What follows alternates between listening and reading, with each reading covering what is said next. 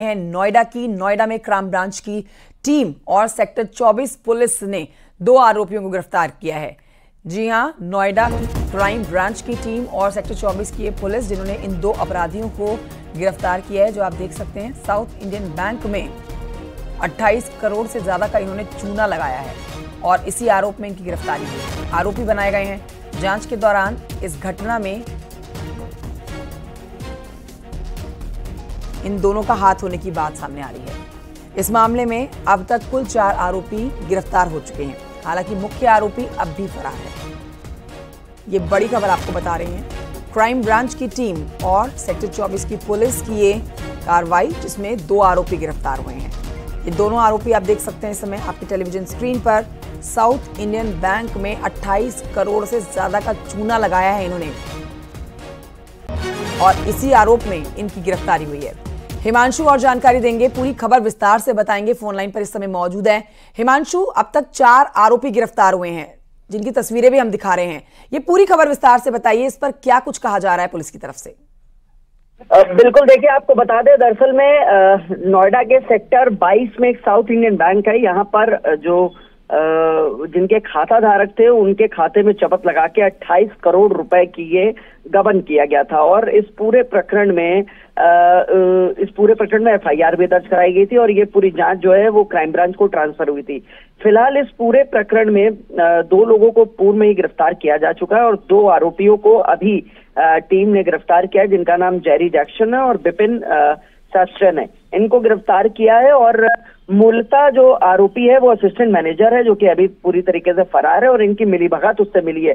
देखिए, गंभीर धाराओं में ये मुकदमा लिखा गया था, 420, 467, 470 इन तमाम धाराओं में मुकदमा लिखा गया था और जो आम आदमी है वो बैंक में पैसा सुरक्षित करने के लिए रखता है, लेकिन लिहाजा यहाँ पर एक जो मिलीभगत चलते करीब 28 करोड़ रुपए का गबन किया गया था, उसी को लेकर ये दबिश दी जा रही है और लगातार टीम इस पर काम कर रही है। फिलहाल मुख्य आरोपी जो है वो फरार है और उसकी दबिश के लिए अभी टीमों का गठन किया गया है, वो दबिश लगातार दे रही है।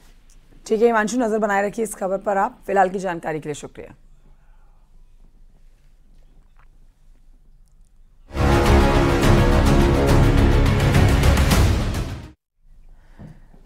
ससुराल में बवाल, बेटी की मौत पर जिंदा जब बेटी को फूंका गया तो अब इनकी तरफ से भी रिएक्शन देखा गया, मतलब लड़की पक्ष की तरफ से भी।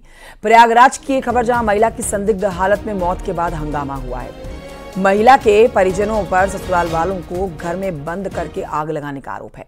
मौके पर पहुंची पुलिस की टीम ने घर में लगी हुई आग से रेस्क्यू करके 5 लोगों को बचाया है। तलाशी के दौरान घर से महिला की सास और ससुर के शव बरामद हुए हैं। दोनों की मौत आग लगने की वजह ही बताई जा रही है। महिला की संदिग्ध मौत के बाद ससुराल और मायके पक्ष के लोगों के बीच में टकराव हुआ। इस बीच मायके के पक्ष के लोगों पर ससुराल पक्ष के घर में आग लगाने का आरोप लगा। फायर ब्रिगेड ने कड़ी मशक्कत के बाद आग पर काबू पाया। मायके पक्ष के लोगों ने ससुराल वालों पर प्रताड़ित करने का आरोप लगाया है।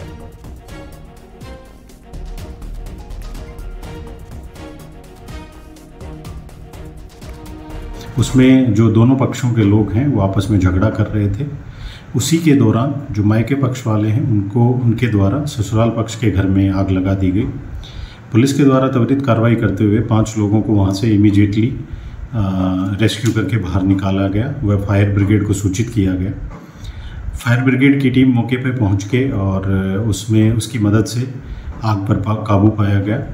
आग पर काबू पाने के बाद लगभग 3 बजे जब उस घर की पूरे मकान की सर्च की गई तो उसमें 2 डेड बॉडीज़ मिली, जिसमें एक राजेंद्र केशरवानी जो कि लड़की का ससुर है उसकी थी और एक शोभा देवी जो लड़की की सास है उसकी बॉडीज़ जो हैं वो आइडेंटिफाई हुई हैं। इन बॉडीज़ को पोस्टमार्टम के लिए SRN हॉस्पिटल भिजवा दिया गया है।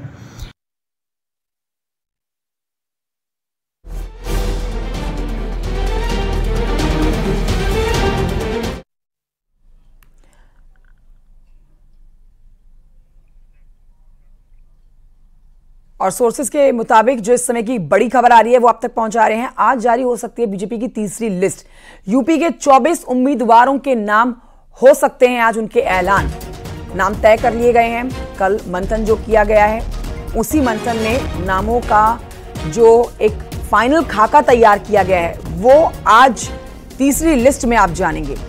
कल दिल्ली में हुआ है उम्मीदवारों के नामों पर मंथन। कई चेहरों को मिल सकता है मौका और इनमें नए चेहरे भी शामिल हो सकते हैं। आपको यह भी बता देते हैं, मिर्जापुर और रॉबर्ट्सगंज सीट बीजेपी अपना दल एस को देने को तैयार हो गई है और ये दोनों सीट पहले भी अपना दल एस के पास ही थी।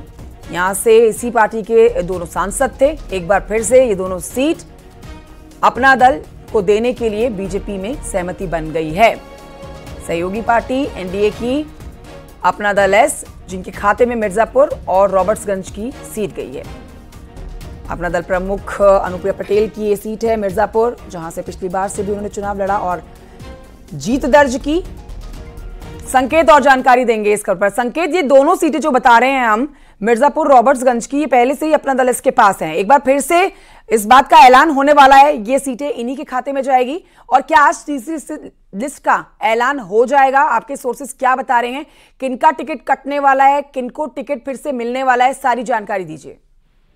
तो कल भारतीय जनता पार्टी की कल का काफी अहम बैठक आयोजित हुई और इस बैठक में भारतीय जनता पार्टी के उत्तर प्रदेश के संगठन के तमाम बड़े पदाधिकारी मौजूद रहे। दरअसल ये बैठक लोकसभा चुनाव के प्रत्याशियों के चयन के लिहाज से थी और इस बैठक में उत्तर प्रदेश में जो लोकसभा की सीटें खाली हैं, जिन पर प्रत्याशियों के नामों का ऐलान नहीं हुआ है, जो होल्ड सीटें हैं, उन सीटों के पर प्रत्याशियों के नामों पर मंथन किया गया और इसमें प्रत्याशियों के नामों को लगभग फाइनल कर लिया गया है।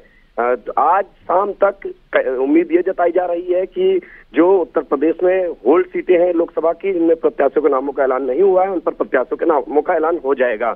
और अगर बात की जाए सहयोगी दल के लिहाज से, तो भारतीय जनता पार्टी ने अपना दल एस को मिर्जापुर और रॉबर्ट्सगंज की जो सीटें हैं वो देने का निर्णय कर लिया है। कल की बैठक में इस बात पर अंतिम मुहर भी लग गई है और अगर सीट वाइज देखा जाए तो भारतीय जनता पार्टी इस बार कई नए चेहरों को चुनावी मैदान में उतारेगी, चाहे वो पीलीभीत की सीट हो या बरेली की सीट हो या मेरठ की सीट हो या फिर अलीगढ़ की सीट हो, या और जो सबसे खास बात है कि बाराबंकी में टिकट डिक्लेयर हो गया था उपेंद्र रावत का। उसके बाद उनका एक वीडियो सामने आया और फिर उन्होंने खुद ही जांच तक टिकट कोई चुनाव न लड़ने का ऐलान किया। तो ऐसे में बाराबंकी से भी उम्मीद ये जताई जा रही है कि नए नाम पर मुहर लग सकती है, नए नाम का ऐलान हो सकता है। दरअसल कल की बैठक में बाराबंकी लोकसभा सीट के पर प्रत्याशी को लेकर भी चर्चा की गई है। तो जाहिर सी बात है कि चाहे वो कैसरगंज की सीट हो, जहां से ब्रजभूषण शरण सिंह सांसद हैं, वहां से भी नए प्रत्याशी के नाम का ऐलान हो सकता है। इस पर मंथन कल की बैठक में किया गया है। और चाहे पीलीभीत की सीट हो या फिर बरेली की सीट हो, और इसके अलावा स्वामी प्रसाद मौर्य की बेटी संघमित्रा मौर्य, ये बदायूं से भारतीय जनता पार्टी से सांसद हैं। तो कहीं ना कहीं स्वामी प्रसाद मौर्य जिस तरीके से भारतीय जनता पार्टी के खिलाफ लगातार लामबंद है, तो ऐसे में संघमित्रा मौर्य का भी टिकट भारतीय जनता पार्टी काट सकती है। तो बीजेपी अब यही देखना जरूरी है। देखिए, अब तीसरी लिस्ट का ही बेसब्री से इंतजार किया जा रहा है और आज जो कयास लगाए जा रहे हैं कि आज तीसरी लिस्ट का ऐलान हो जाएगा, जिसमें यूपी के जो 24 प्रत्याशियों के नाम अब घोषित करने बाकी हैं, वो इस तीसरी लिस्ट में जरूर शामिल होंगे। संकेत, शुक्रिया आपका जानकारी के लिए।